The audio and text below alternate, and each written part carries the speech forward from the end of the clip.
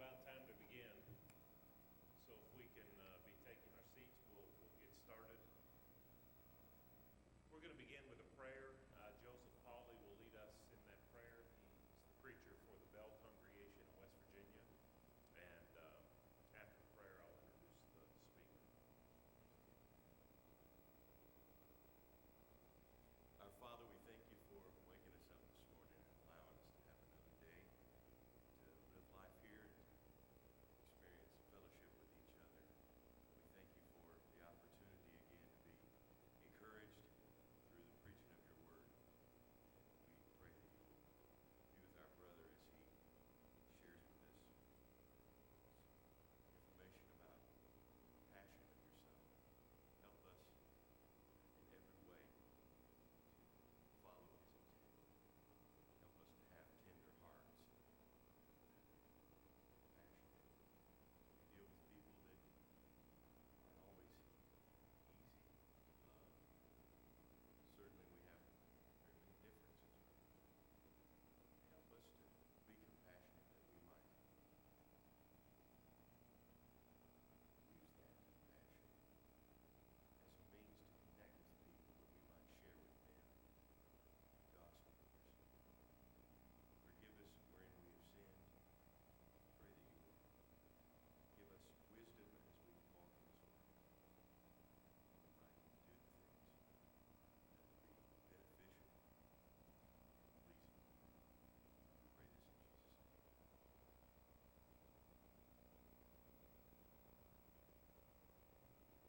We pray this in Jesus' name. If you're looking at your schedule, Craig Evans is scheduled to speak this hour, but Craig has gotten sick. And so he had to tell us he wouldn't be able to be here. So I immediately thought of just the right person to fill in at the last minute. David Roach is our speaker. I grew up with David, and he attended the congregation where my dad preached years ago. I've known him all my life. And I remember the very first time he got up to speak. We had a young men's night, and he got up to speak, and he was so scared and nervous that he perspired. And I remember the sweat dripping off his nose onto his Bible. And I thought, I'd like to see that again. So I asked David at the last minute to fill in, and he's going to do that. But actually, he'll do fine, and I know that. But David is a graduate of the School of Preaching here in 1984, and he has preached in Floyd, Virginia, and Fairview, West Virginia, and right now is in, I believe, 17th year at Cerrito, which is just outside of Huntington, West Virginia. His wife Pam is here with him today. They have two sons, Jason and David, and he has two grandsons as well. And I'll tell you, David, if there's anyone that, if I have a Bible question through the years, if I've struggled with anything or if I wanted to bounce an idea off of somebody, David is the first person that I would ever think to call. We've been good friends for a long time, and I look forward to hearing his lesson on the compassion of Jesus. David.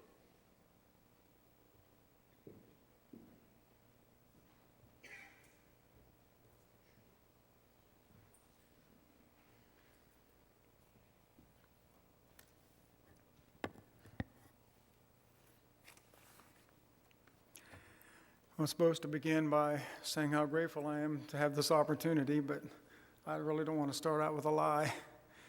So Steve came up to me yesterday at 9:30 and asked me if I would be willing to fill in for Brother Evans. Of course, I looked at him like he was crazy. And he gave me this big pitch about Babe Ruth. You know, Babe Ruth, just think about it, Babe Ruth. It's the top of the ninth, the bases are loaded, there's 2 outs. You know, you just think about what you can do. And then he said, of course, Babe Ruth is also the strikeout king. And that didn't help any. So he said, here's the lectureship book. You got a lectureship book? I said, no, I haven't got one yet. He said, here's one. He said, you got a pen? I said, no, I have a pen. He said, here, take a pen. So I took a pen. And then to really, truly, literally sweeten the deal, he gave me some Dove chocolates to try to sweeten the deal. But I appreciate the opportunity, really, and I also appreciate the confidence that he and others have in me. This lectureship, of course, in the last few years has to do with becoming like Jesus. And this year has to do with trying to be conformed to what Jesus is. And Paul talks about that in Romans chapter 8, verse 29, that those that God predestined, he also determined that they ought to be conformed to the image of his Son. And that's what we as disciples are trying to do. We're trying to be conformed to the image of Jesus. There's no question about the fact that there's never been anyone on this planet as compassionate as Jesus Christ. I know you can take snippets out of his life and you might look at some of those things and say, well, that's not very compassionate. I mean, look at Matthew chapter 23 where he just rakes the scribes and Pharisees up one side and down the other. But I would argue that he did that because he loved them, and that certainly showed compassion even there. So my assignment is to talk a little bit about the compassion of Jesus. And you see compassion in the life of Jesus all the way to the cross. I think the cross is evidence of his compassion. And as I was looking at the book that Brother Evans, the article that he wrote for the lectureship book, I noticed his going toward the idea of some of the miracles that Jesus did and some of the people that he fed, showing compassion to people from a physical standpoint. But I've always been of the opinion, as I study the life of Jesus, that even the things he did from a physical standpoint, his real goal was the souls of people. I mean, the woman at the well, he stops there in John 4 to ask for a drink, but he switches things from the physical to the spiritual. Now, I'll give you living water. When he's feeding people with bread, he goes from that to talk about the fact that he's the bread of life.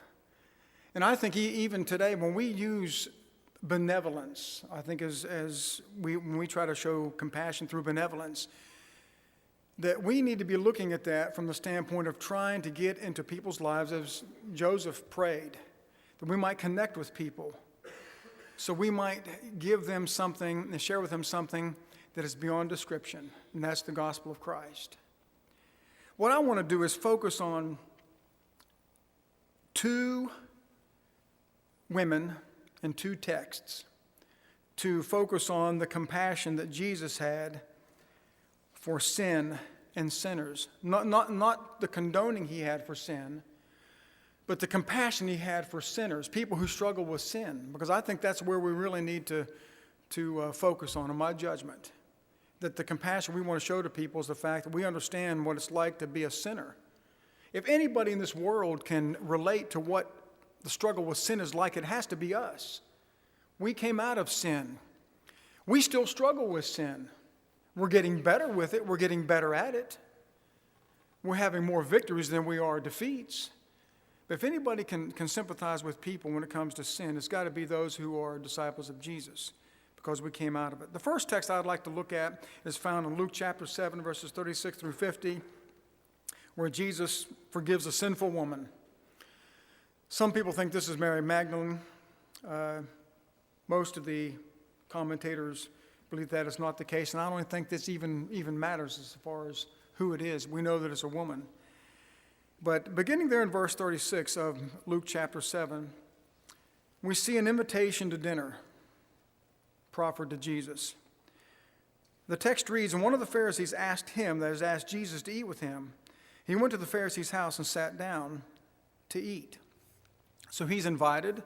Other people are invited, no doubt. But then when you begin in verse 37, you see an uninvited guest come in.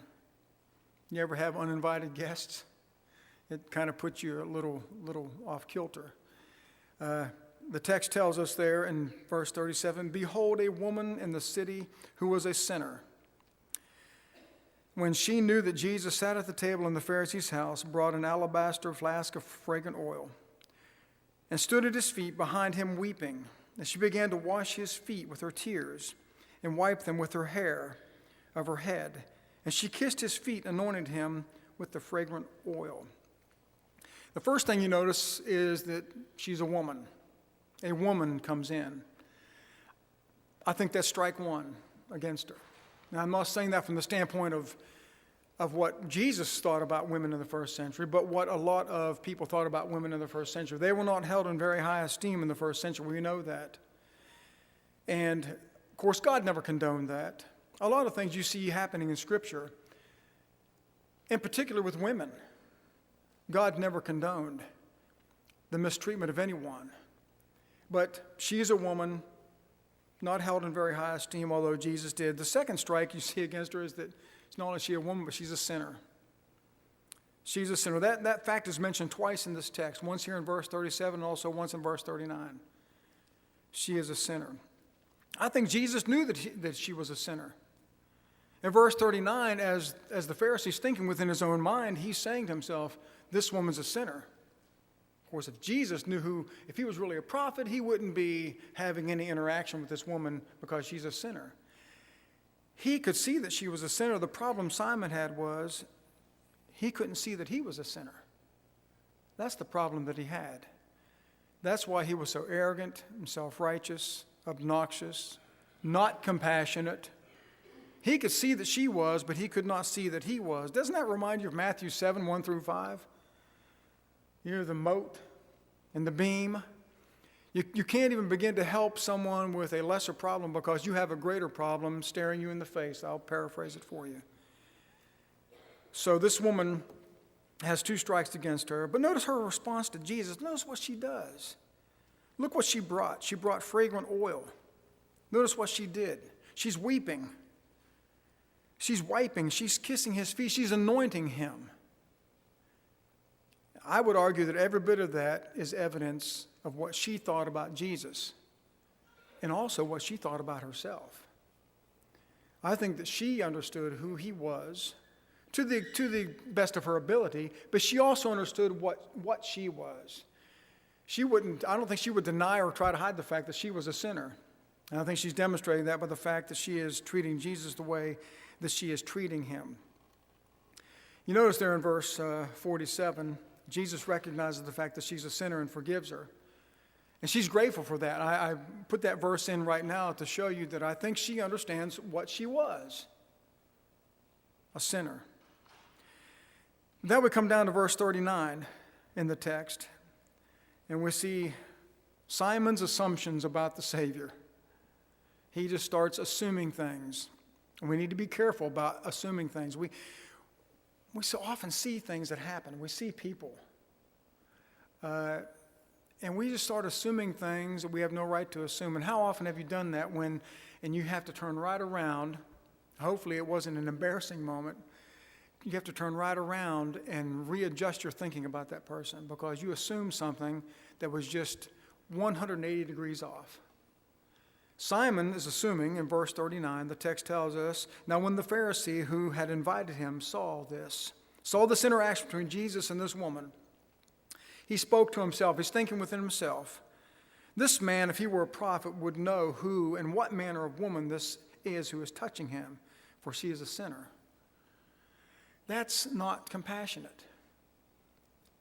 The observation about the fact that somebody may be a sinner may be an accurate observation. Like I said, when you look into the mirror, you're looking at a sinner. Yes, a sinner saved, yes. Yes, a sinner out of the sinning business. I'm not going to argue that. But we have to look at people in that way, but we have to have compassion on them. And that's what I love about this text. And another one, if we have time to get to in John 8, you don't even see the word compassion in these texts. But it is oozing with compassion on Jesus' part. That's why I love the text so much.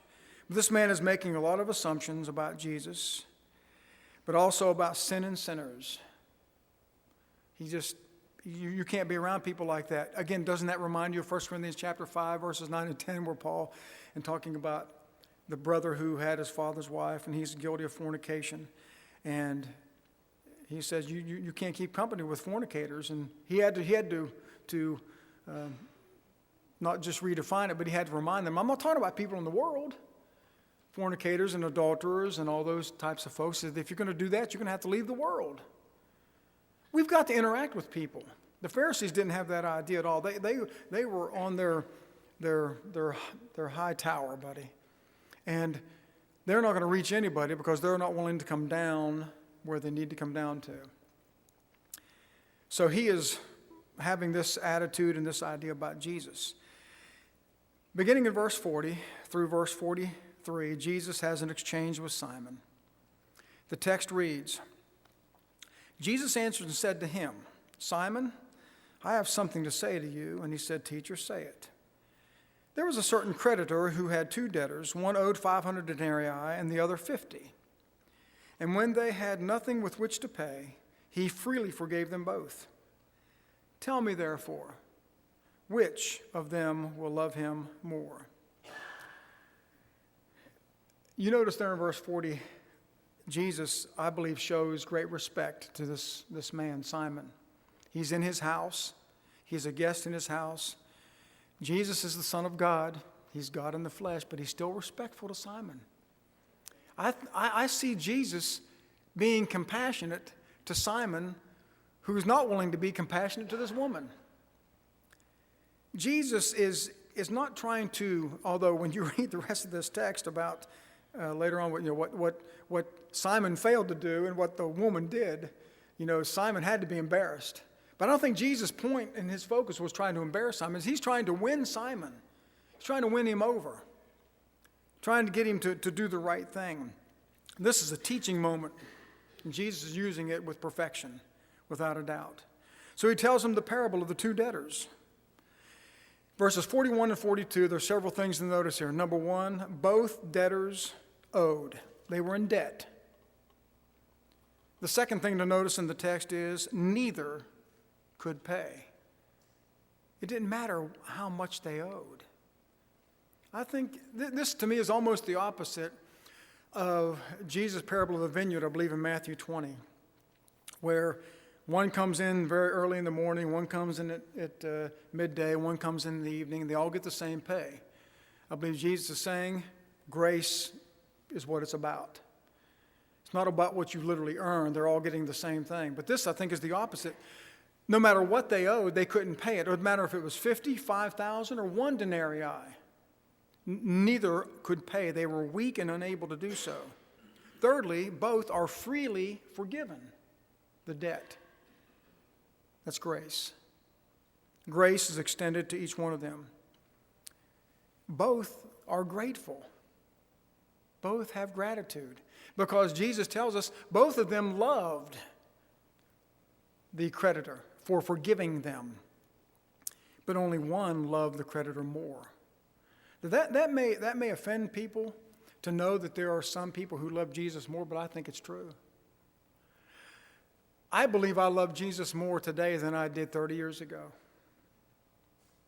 I believe you do too if you've been a Christian for 30 years or 40 or however long you've been a Christian. I think it's the growth process. Only one loved him more. What is the application and contrast here? Look at verses 44 through 46. The record tells us he turned to the woman and said to Simon, "Do you see this woman? I entered your house and you gave me no water for my feet, but she has washed my feet with her tears and wiped them with the hair of her head. You gave me no kiss, no greeting, but this woman has not ceased to kiss my feet since the time I came in. You did not anoint my head with oil, but this woman has anointed my feet with fragrant oil. Therefore I say to you, her sins which are many are forgiven, for she loved much, but to whom little is forgiven, the same loves little." Isn't it interesting that in verse 44, Jesus turns to the woman, but he's speaking to Simon. He's wanting people to know that what he wants to say to Simon is directly connected with this woman that Simon considers to be a sinner and shouldn't be approached, shouldn't be interacted with. Then he asks Simon a question: do you see this woman? Well, he did see the woman. But then again, he didn't see the woman. Steve and I were talking about this yesterday. That, he sees her. Obviously, he has optical ability, but he doesn't see her. See, That's what I think is important in this lesson, is that we see people all the time, but do we really see them? Do we really want to get to know them? Do we really want to try to help them? Do we want to exercise compassion on them? That's really the question for us today. When Simon saw her, he saw a sinner. But he should have also seen a sinner when he saw himself. And therein lies the problem. That Simon could not be compassionate toward this woman because he didn't recognize the fact that he was in the same dilemma as she was. I mean, listen, when you go through trials and tribulations in life, that will soften you. That will cause you to be more compassionate toward those who are enduring same or similar things. A lot of times doctors don't have a good bedside manner because they are so young that they have never endured anything in life. They don't have a compassion. I'm not saying all of them. I'm not trying to paint with a broad brush. I'm just saying that unless you have gone through things, it's maybe more difficult for you to show compassion. Simon wasn't showing it at all. The contrast is clear. Notice every time Jesus says, "You didn't do this, but she did." Wow. You talk about a lesson in humility for Simon. You didn't do these things, but look what she did. You think you're better than her. You regard her as a sinner. But look what she did for me. Look what she recognizes in regard to me. You, of course, do not. Then Jesus' conclusion in verse 47. Therefore I say to you, her sins which are many are forgiven, for she loved much. But to whom little is forgiven, the same loves little. She knew she was a sinner. I think it's refreshing to know that we're sinners.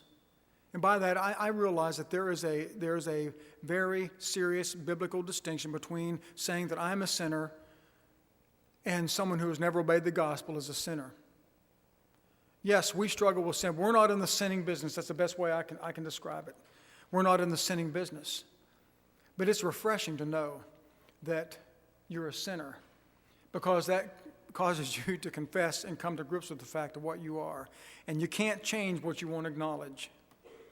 Simon, unless he acknowledges what he is, he'll never change it. Simon knew that she was a sinner, but Simon did not know that he was a sinner. Maybe after this episode, he realized that he was. Another section in John chapter 8, I believe, shows the compassion of Jesus in a fantastic way. John chapter 8, verses 2 through 11. Yes, I'm aware of the manuscript questions about this text, and we will save that for a later time, you preachers. And those of you who are aware of that. But it should be in your Bible. You know something, even if I would concede that this text is not in the best manuscripts, and even if I would conclude after all my study that it really shouldn't be in the text and so forth, I assure you of this one thing. Everything I'm going to say to you from this text is found elsewhere in the biblical text. So we see Jesus again showing compassion. John chapter 8, verses 2 through 11. Verse 2, notice the setting. It's very important. This setting is very important.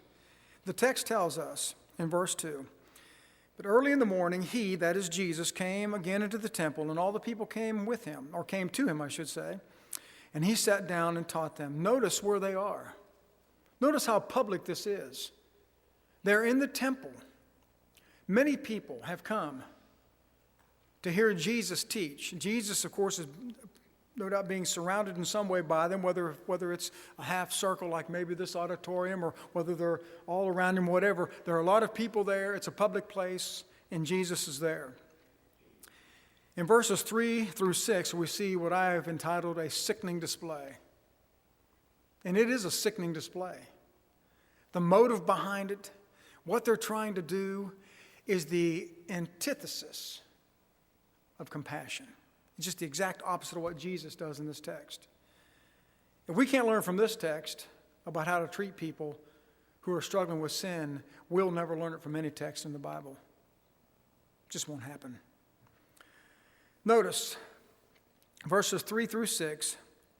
Then the scribes and Pharisees brought to him a woman, again, there's a woman again involved here, caught in adultery. And when they had set her in the midst, they said to him, Teacher, this woman was caught in adultery in the very act. Now Moses in the law commanded us that such should be stoned. But what do you say?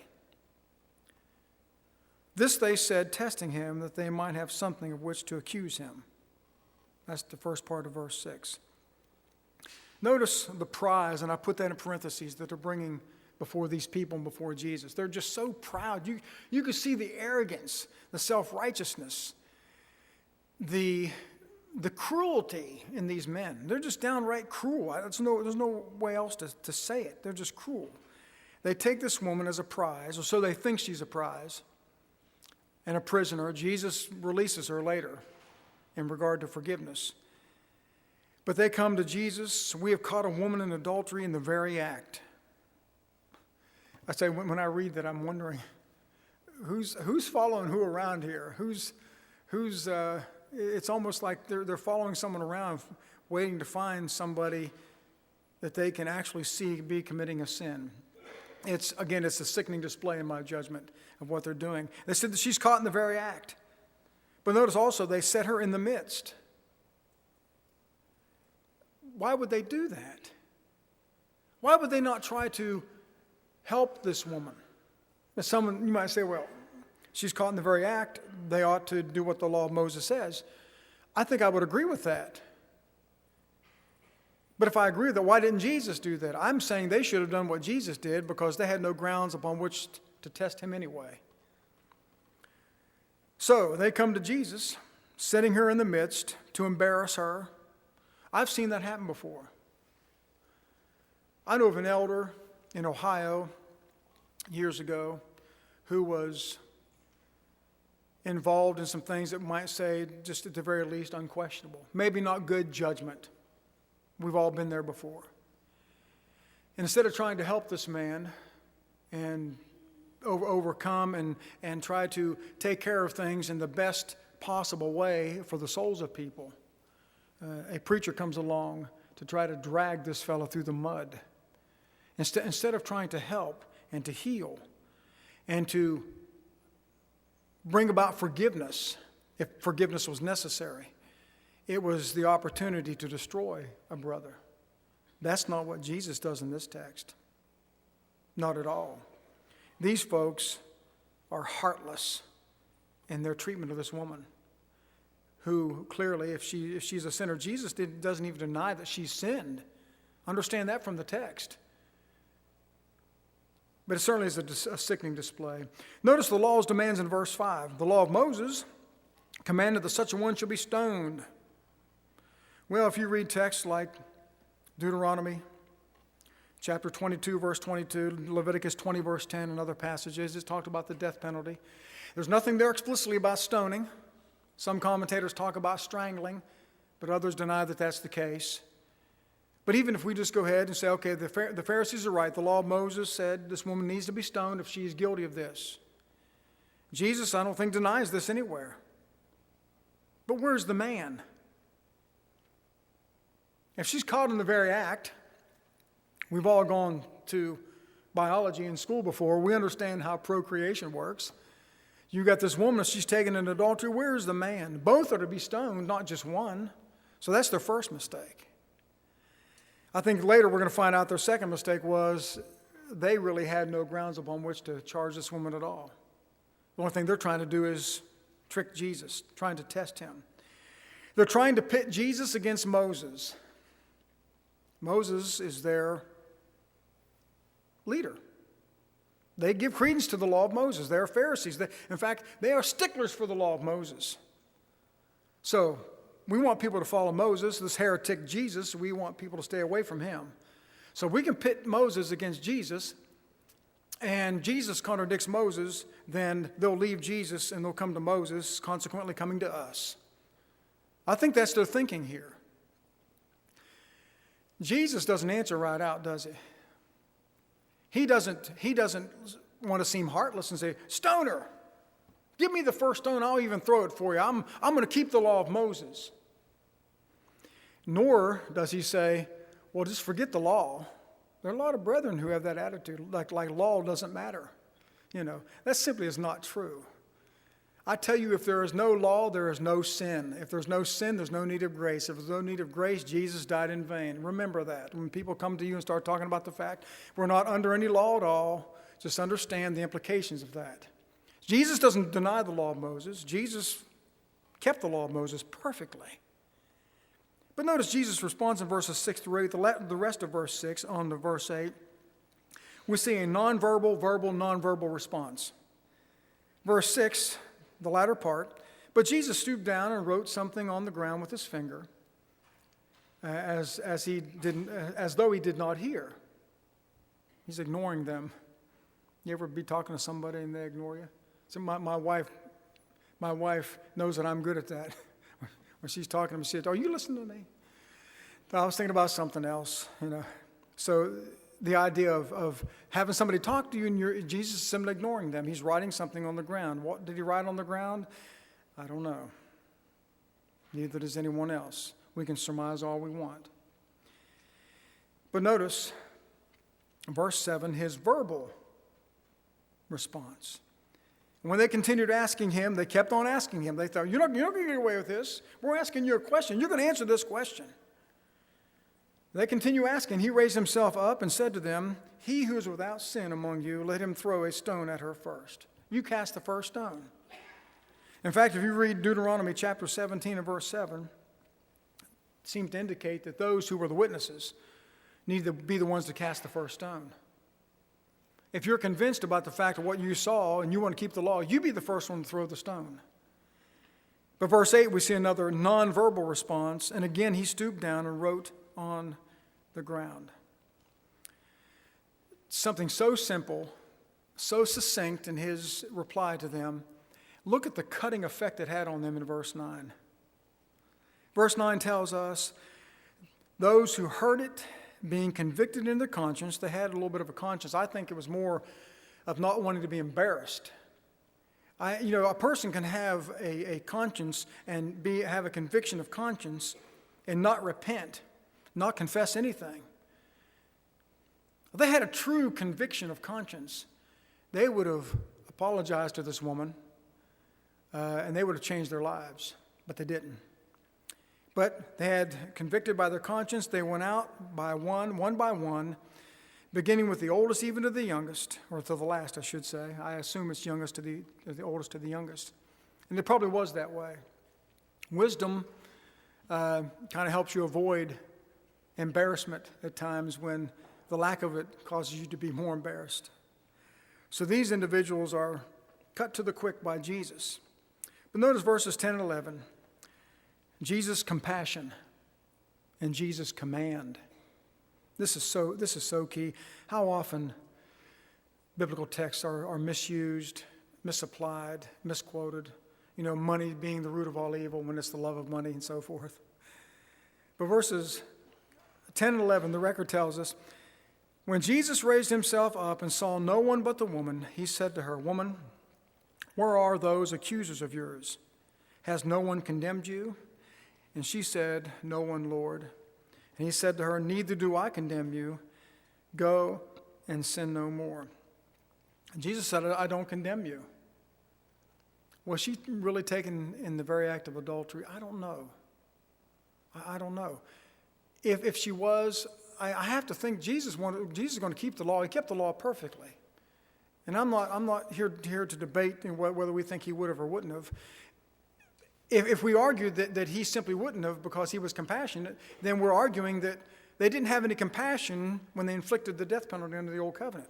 And God didn't have any compassion for those people under the Old Covenant when he said they ought to be put to death. I don't think compassion and the death penalty are necessarily incompatible with each other. I think that's one of the problems, again, in our society. I think if you love and you forgive, all consequences should be erased. Well, that means somebody shouldn't even go to prison then. Shouldn't be punished in any way because you're supposed to demonstrate love. Doesn't follow. But notice, Jesus says, I don't condemn you. You're forgiven. But notice the command, and this is in the present active imperative. Go your way and sin, that word sin, present active imperative, sin no more. Don't do it anymore. Brother, isn't that what we're calling people to do? We all struggle with sin. I don't care what it is, from A to Z. We're just saying to people, it's not right. God's not pleased with it. It's going to cost you your soul. Stop it. Get out of the sinning business. Let us help you get out of the sinning business. That's what we're trying to reach people in regard to. That's the compassion we need when we're trying to reach people. Let me share briefly here as we end some lessons I think we can learn from these two accounts in the life of Jesus. Compassion like Jesus does not compromise truth. It acts in harmony with truth. A lot of people think because you love, you want people to be happy, you want them to be joyful, you're going to just go ahead and condone and support what they do. That's not true. 1 Corinthians chapter 13 and verse 6, in the middle of this section of love that Paul gives us in that text, tells us love does not rejoice in iniquity, but it rejoices in the truth. And that's what compassion does. Secondly, compassion like Jesus looks for the opportunity to heal, not to harm. Sin's already destroying them, even though they don't know it. It hasn't dawned on them yet. But we're not seeking to destroy them or drive them away. Deeper into sin, we're trying to pull them out of sin. Again, 2 Corinthians chapter 2, verses 6 through 8. The man who had his father's wife, I believe that's who this is talking about. And he tells him, I want you to reaffirm your love to this man because he's going to be overwhelmed with so much sorrow, it might destroy him. You need to go to him, and let me just paraphrase. You need to go to him. You need to affirm your love to him. You need to let him know he is forgiven and put that behind him. And we need to put it behind us too. I think it's one reason why we can't be honest with each other about our struggle with sin. Because once we hear what we're struggling with, it forever seems to taint our view of that person. And that's not right. Because we all have something we're going to struggle with, whatever it is.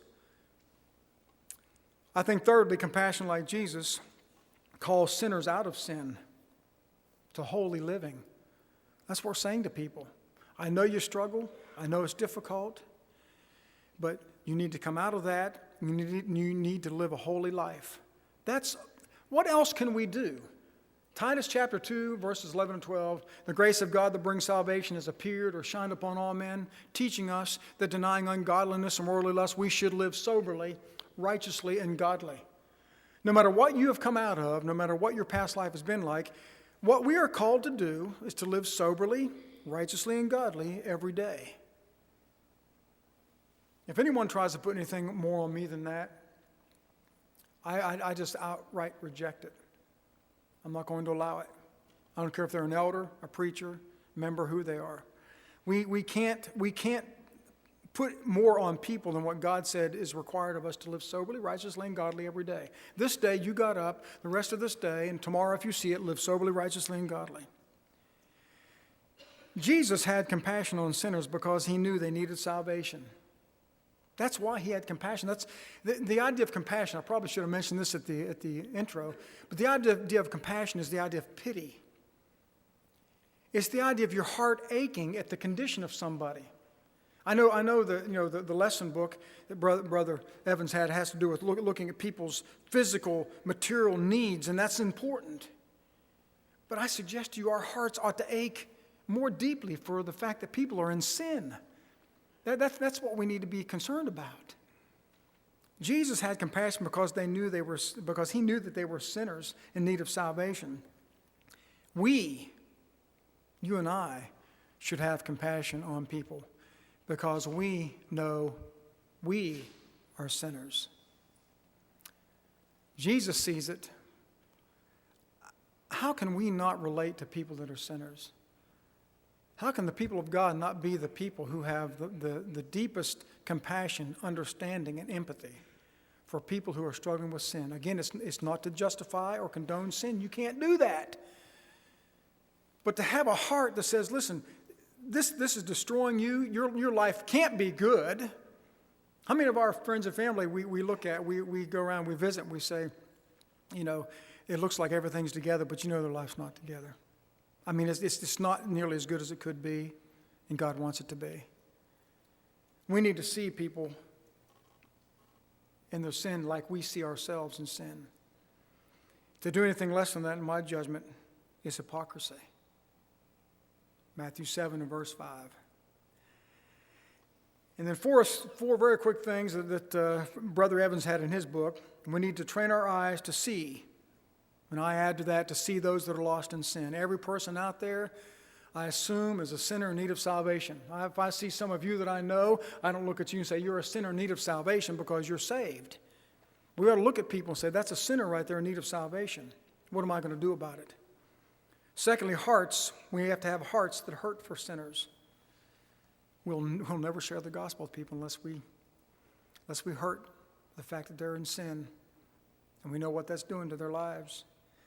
We have to have courage to engage the sinner. It's not easy. You're going to be called everything under the sun at times because you even dare to suggest that that person is involved in sin. But we have to have courage to do that. And lastly, we need to do all of this because we have a message that can save the sinner. And it's called the gospel of Jesus Christ. Well, I appreciate your attention this early hour. I hope you've been helped in some way by the message.